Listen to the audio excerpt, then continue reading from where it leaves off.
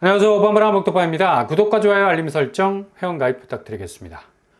오늘은 아마 금융시장에서 보기 드문 생전에 이런 일이 있었던가 라는 물음표가 생길 정도로 급격한 파국이 갑작스럽게 밀어닥치는 형국으로 가고 있는데, 오전에 코스피 시장에 사이드카가 발동이 됐고 프로그램 매매 호가 효력 정지로 주가가 급락을 하게 되면 들어오는 빨간불이죠. 그래서 금융시장 이 자체의 거래 중지가 솔솔 연기를 피우더니만 결국엔 오후 들어서 거의 8%가 넘어가는 수치로 급락 추세가 좀처럼 수그러들 기미를 보이지 않자 2차 블록, 그러니까 서킷 브레이커, 주식 거래를 일시적으로 중단하는 조치까지 취했던 건데 20분 정도 중단을 하죠. 워낙 파행적인 하락 흐름이 지속이 되다 보니까 시장이 감당이 안 되니까 셔터를 일시적으로 내리는 겁니다.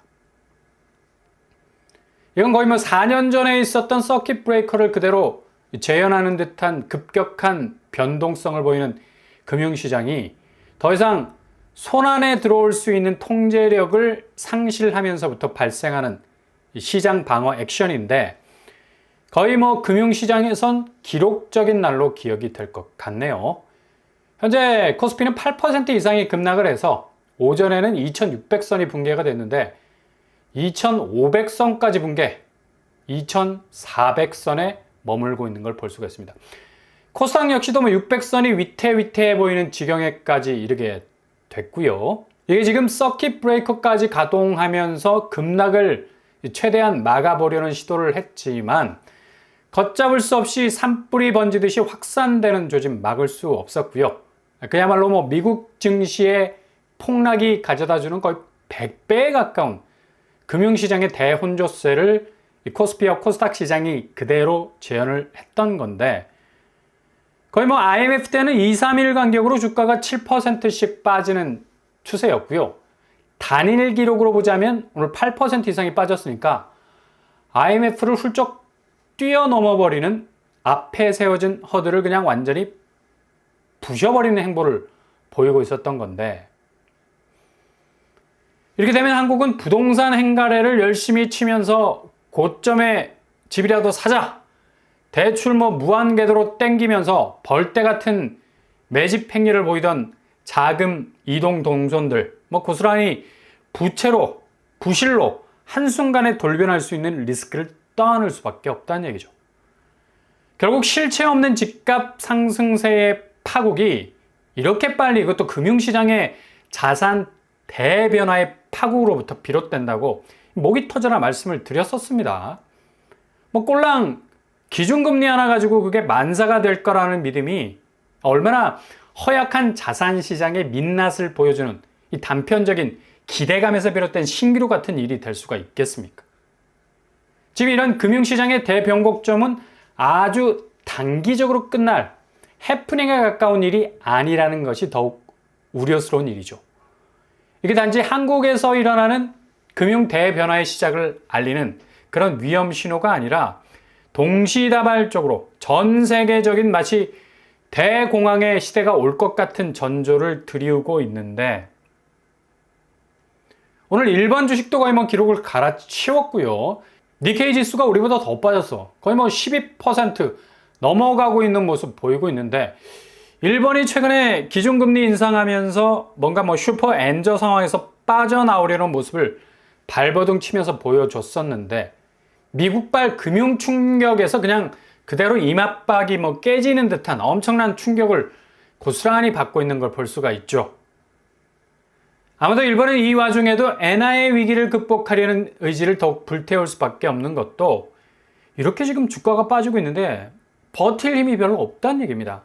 아마도 거의 극단적인 기준금리 인상 쪽으로 몰아붙일 가능성이 높고, 기존에 깔려있던 국채 정리를 서둘러 해서 달러 현금을 확보하려는 모습 보일 겁니다. 결국엔 엔캐리 트레이드, 저금리 엔화를 통해서 고금리 통화에 투자를 하는 건데, 워낙에 엔저 현상이 뚜렷해서 재미를 그동안 쏠쏠히 봤었죠. 근데 이번에 일본이 단단히 마음을 먹고 기준금리 인상을 해대기를 시작하니까 이걸 갑자기 청산하기 시작을 한 거죠. 그러니까 기존에 쫙 깔려있는 유동성들이 서둘러 자리를 접고 있다는 얘기죠.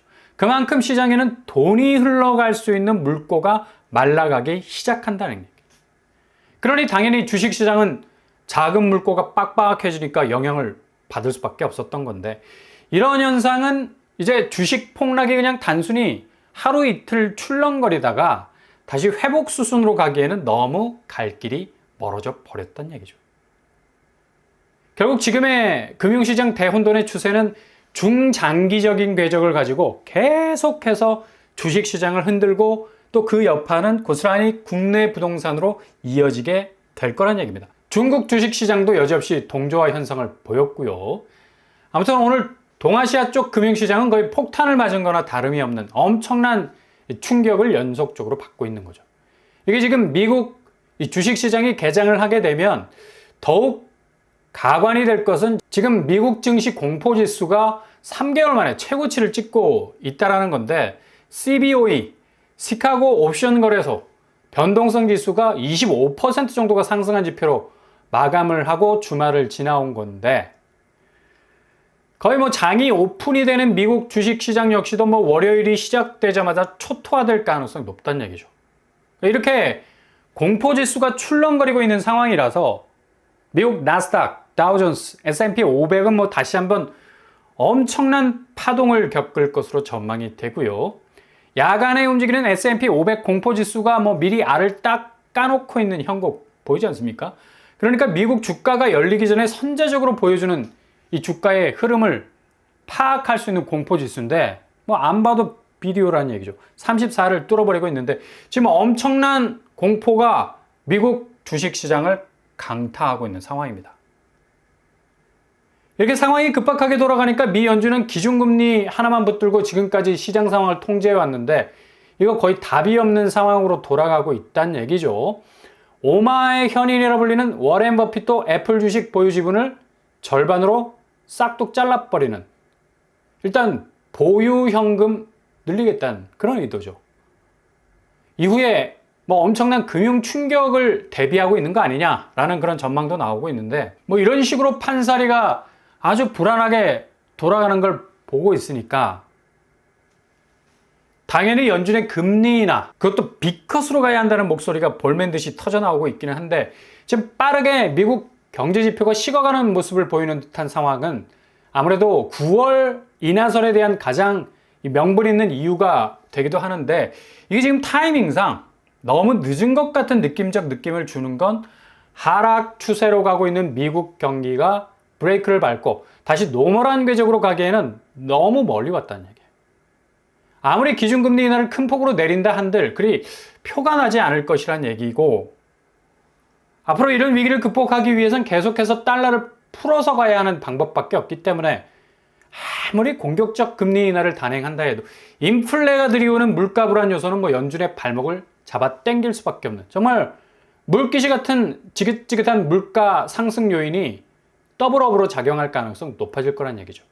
결국엔 이러지도 저러지도 못하는 연준의 B컷은 고사하고 처음 단추는 베이비 스텝으로 출발을 하겠죠. 0.25% 인하 정도로 가게 될 것 같은데, 이건 거의 간에 기별이 안 될 정도로 시장에는 미미하게 영향을 미치게 될 거고, 결국 유럽의 수순을 밟게 될 가능성 높다는 얘기죠. 지금 유럽은 기준금리를 본격 단행을 했어도 물가를 잡지 못해서 곤욕스러운 상황이 지속되고 있지 않습니까? 인플레 상황이 더욱 견조하게 진행이 될 가능성이 높아서 연속적인 금리 인하를 계속해서 할 수 있는 분위기도 아니고, 더군다나 경제 지표까지 여전히 침체 국면으로 가고 있다는 게 미국으로선 선제적으로 금리 인하를 단행한 유럽의 불안한 그림이 제일 목에 걸린 가시가 될 거란 얘기입니다.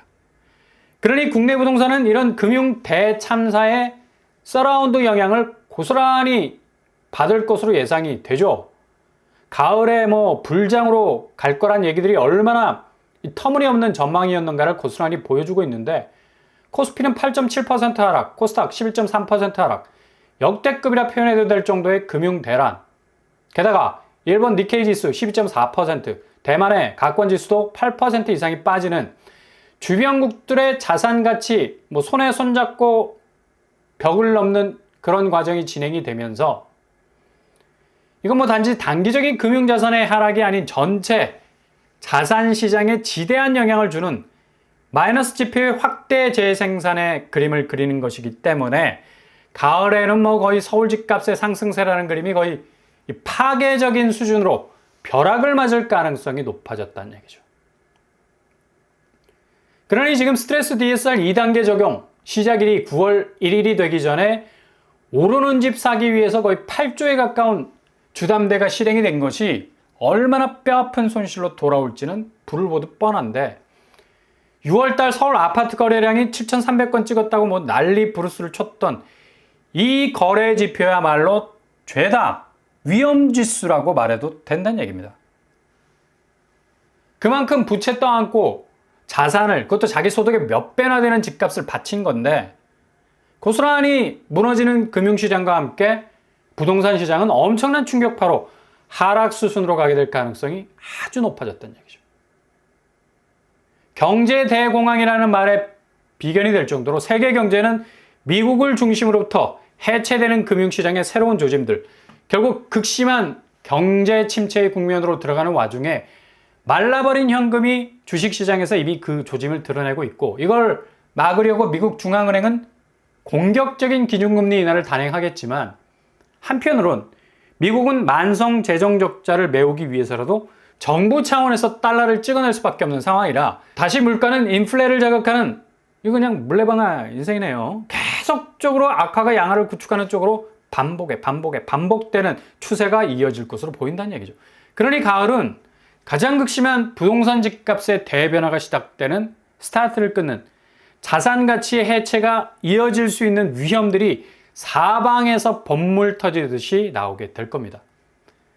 가을로 접어들면서 정말 좋은 기회들이 반대적으로 생겨날 가능성도 높아진다는 얘기죠. 무주택자라면 단단히 마음을 다잡고 기다리신다면 이런 금융시장의 춘추전국 시대와 같은 상황 속에서 정말 생각지도 못한 골든타임을 잡으실 수 있을 겁니다.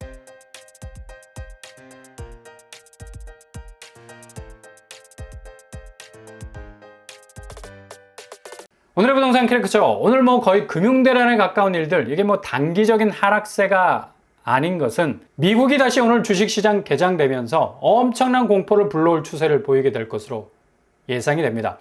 연준이 취할 수 있는 스탠스, 공격적인 인하로 가도 이미 시장은 늪에 빠져버렸죠. 한국의 부동산은 정말 태풍 앞에 촛불로 산화될 가능성이 높아진 건데 지금 대출 추이는 너무나 우려스러울 정도의 바로 부실로 바뀌게 되는 위험지수가 커져가고 있다는 사실. 이게 지금 한국 부동산의 현주소라는 얘기입니다. 오늘도 응원합니다. 항상 여러분의 길이 꽃길만 되실 수 있길 바랍니다. 이상으로 빰뿌랑 목도판을 마치겠습니다. 구독과 좋아요 부탁드립니다. 감사합니다.